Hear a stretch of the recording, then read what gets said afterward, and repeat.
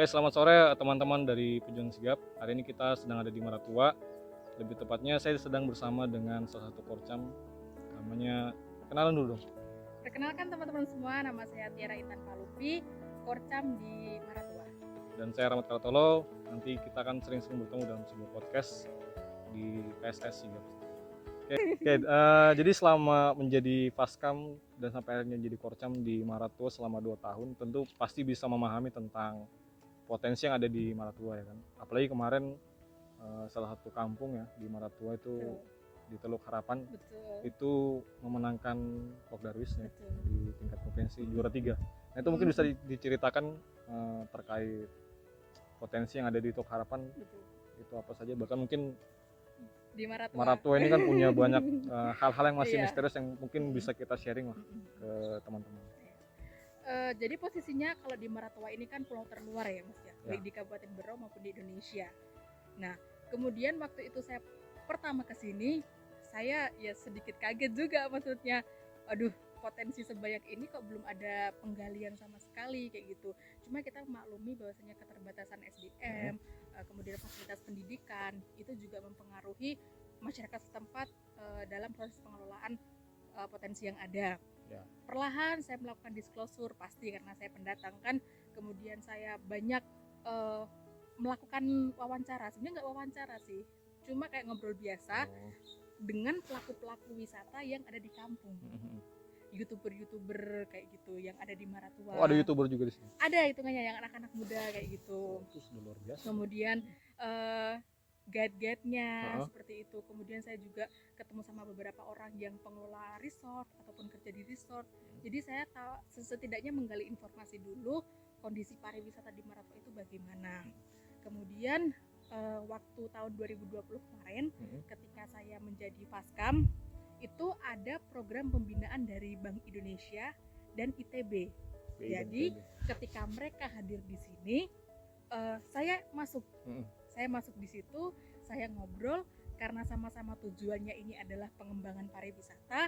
Jadi saya seenggaknya minta aksesnya. Beliau yang melakukan kegiatan misal sosialisasi selama 1 bulan sekali, saya yang melanjutkan eksekusi di lapangan kesehariannya gitu. Nah, terusnya gitu. Iya, seperti itu. Jadi hitungannya dari Pok Darwis ini kami membentuk bersama. Kemudian kita menyusun program bersama dengan BI.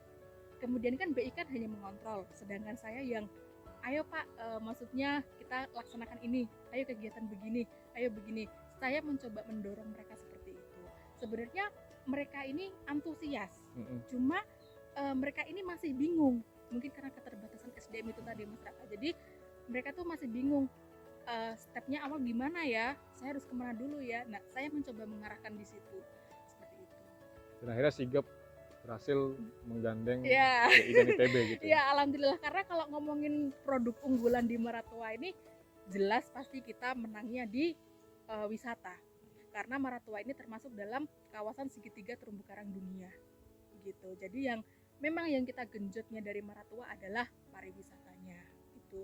Dan seperti yang mungkin informasi yang banyak didengar ya, kalau di sini kan banyak sudah dibangun resort dan lain-lain. Tapi masa kita sebagai masyarakat Indonesia, masyarakat lokal hanya jadi penonton kan, disayangkan kayak gitu. Dan sekarang tuh masyarakat udah mulai terbuka gitu nah Mas dengan hal-hal tersebut, makanya mereka juga mau hitungannya kalau diajak kerjasama.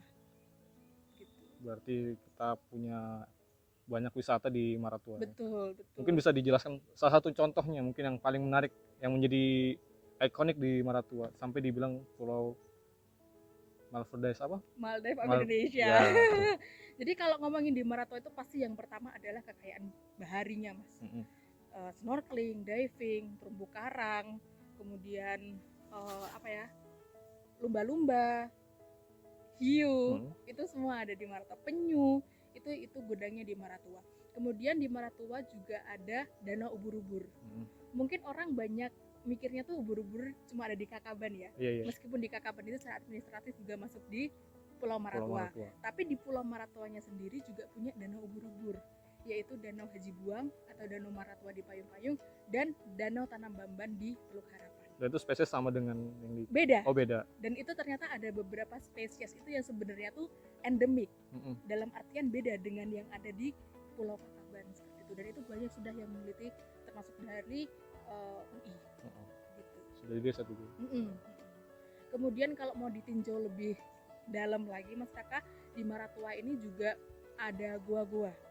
Di mana gua-guanya ini kalau menurut saya sih unik dan cantik ya, karena di dalam gua itu ada sumber mata air yang sangat jernih sekali. Itu. Kemudian ada juga yang hitungannya sih kayak kolam ya, tapi sebenarnya itu kayak patahan. Kemudian di bawahnya itu ada saluran dari air laut, sehingga air laut itu masuk. Tapi karena patahan ini membentuk palung, dia hitungannya bisa digunakan untuk berenang gitu. Salah satunya adalah Gua Halotabung. Gua Halotabung. Betul. Tapi kalau kita mau menggali lagi nih, Halotabung itu satu dari sekian yang ada di Maratua. Betul. Yang belum terekspos saja. Gitu. Ya, jadi lebih banyak yang misteri yang harus kita. Betul. Jadi waktu tahun 2020 itu saya pernah sedikit kebingungan. Di sini potensi wisata banyak. Dan salah satu tupoksi sigap adalah pengembangan SDA. Betul. Nah, kemudian waktu itu momennya karena lagi hebringnya pariwisata kan, saya mencoba masuk ke kelompok Pokdarbis. Bagaimana kalau kita memetakan lokasi-lokasi wisata? Karena jujur di Maratua ini peta wisata itu dikeluarkan pertama kali oleh UGM. Itu tahun 2015. Sedangkan kita tapal batas antar kampung ini dikeluarkan dari kabupaten itu, Perbub itu tahun 2018. Jadi dari peta wisata yang ada itu sebenarnya ada plot yang kurang tepat.